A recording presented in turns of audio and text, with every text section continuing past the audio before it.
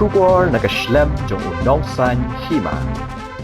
Kamigalia High Court hagasni balang kala ay hukum ban pensange shwaya ka jing bishar halor ka jing klat jong uhe pulit uba Pearly Stone Joshua Marbanyang house nem arajar khatsan hadin bakala pau baga jing tokit kamlong satya ka bapiang. Kani ka hukum ka High Court kalong hadin bakala pet benya ya ki kot kisla kintup ya ka kaipot na ka Special Investigation Team balathung daga High Court hi.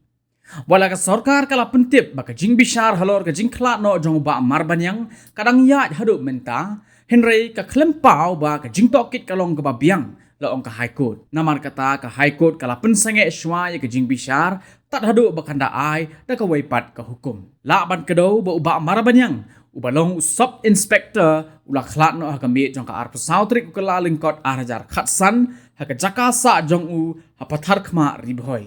Hakato ko por uba Marbanyang ulalong uhe uba daipet yang ka pathar khma police outpost. Hakato ko por ki pulit kilakam ba uba Marbanyang ula klat hadin ba ula siat hi yalade ka kamra sa jong u.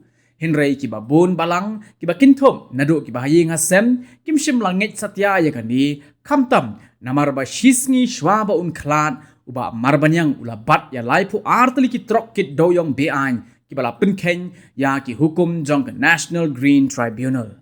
Ikme jong ba Marbanyang ikong Dorothy Marbanyang ila let ying bishar ban pato kit benya halor ga jingjia yau nu he pulit ya ka mukot duma ka bala ai di ikong Dorothy ka High Court kala penwai no ha ka arfu artrik ulber hajar khat nreu. Henry ikong Dorothy ila let Supreme Court ban ha ka pratrik jemmang hajar arfulai ka ying bishar ka bahakli do jong kari kala hukum ya ka Meghalaya High Court bahkan pej banyak biang ya ka mukot duma jong ikme uba Marbanyang ban perkhat la ya ka jing tokit daini em ban ai se ki waipat kitanat tokin.